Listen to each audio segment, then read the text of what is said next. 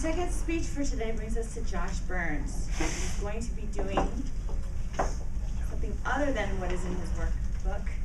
He was originally going to give a speech out of a humorous speaking manual today, but something happened a few weeks ago that inspired him to give a speech that wasn't based on the project he intended, but rather a lesson he had that was reinforced in his own life. Jim Dane is going to be evaluating his speech. Jim, can you give us his objectives for today? Or I guess that doesn't really count? It does. Okay. Josh's criteria for today is to demonstrate to everyone how to perform a perfect speech in delivery of its content. His time is going to be 6 to 8 minutes, and nothing less than perfection is going to be accepted. That is your objective, Punishment not for not mine. using the book. Josh Burns. We have today, Josh Burns.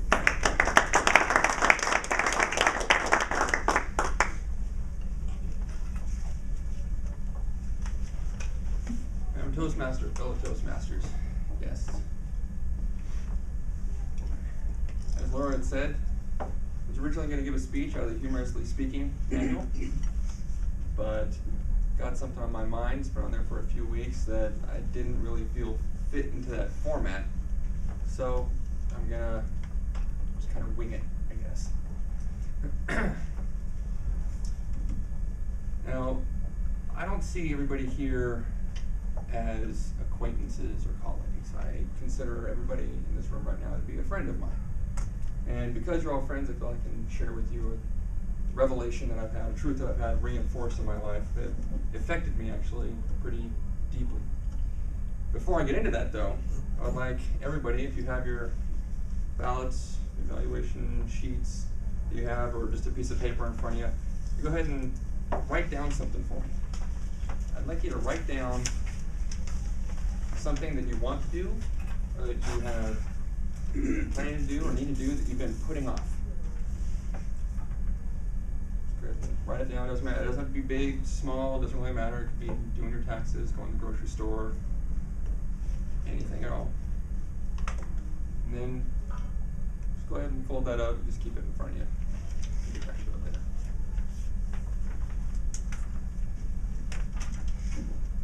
it later. About 3 years ago, I got a letter from my Uncle Sean. I hadn't heard from him in a while, so I wanted to write him back, but I didn't really know what to say. So I decided to give myself some time to think about it.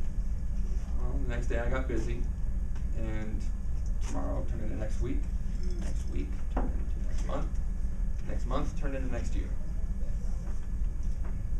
I'd say to myself every once in a while, I really need to write him back. I'll get to it eventually. I'm busy today. 2 weeks ago, I was at Togo's ordering some very delicious sandwiches for my wife and I for lunch. And I got a text message from my dad. The text message was one sentence long, and it said, "Josh, your Uncle Sean died today at 12:27. And the first thing that went through my head was, I never wrote him back. I'll never have that opportunity. I've lost my chance. So the truth that I've learned from that, what I want to share with you guys today, is that if you've got something that you need to do, don't wait on it.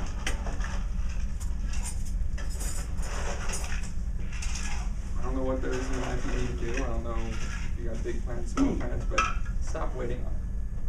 Just get to it right now.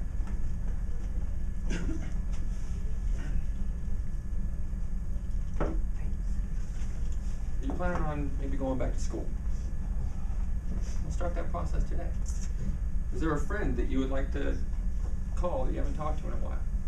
Step out of the meeting right now. Go give them a call. You don't know what's going to happen. Is there somebody in your life that's waiting to hear you say, "I'm sorry," or "I forgive you," "I love you"? Say it. Because if you don't say that today, you might never get your chance. Time does not have compassion, and it's not going to slow down or wait for any of us. So I don't know what might be holding you back from anything, but I would just, again, encourage you to do that today. Don't let fear hold you back. guarantee you that it's better to try something and fail than to look back and wonder what if. Now, another topic I want to go over related to this is something I don't normally talk about here, but I'd like to discuss the issue of faith for just a second. Now, I realize this isn't a pulpit. I'm not up here preaching sermons. It's not a forum for that. But I do want to encourage you, if you do have an issue of faith that you're waiting on, if you have that step that you need to take and you're just thinking to yourself, well, I'll get to that later. Don't wait on it anymore. This moment right now might be your last one. You can get hit by a bus on the way back from Toastmasters, wherever you're going. I myself, I'm a Christian. And I don't mean that in terms of I go to church every Sunday and look down on everybody else that doesn't. I have a personal relationship with God, and that is how I define my faith. It's not ritual, it's not legalism, it's a relationship. If anybody wants to talk to me about that, feel free, approach me anytime, I'm always available. If anybody's offended by that, I apologize. If I made anybody uncomfortable, I apologize. Feel free to slug me in the head after the speech if you like. I'll hold it against you. That's all I'll speak about faith. Like I said, no, it's not a pulpit.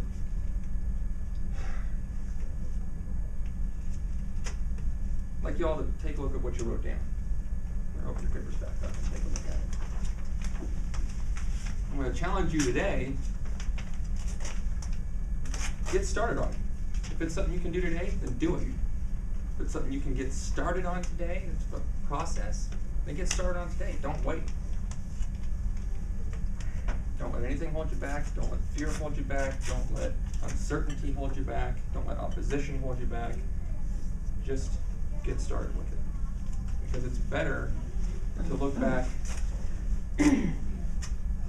on treasured memories and experiences and relationships than a bunch of missed opportunities.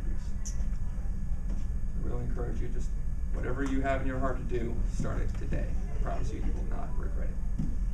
I'm Toastmaster.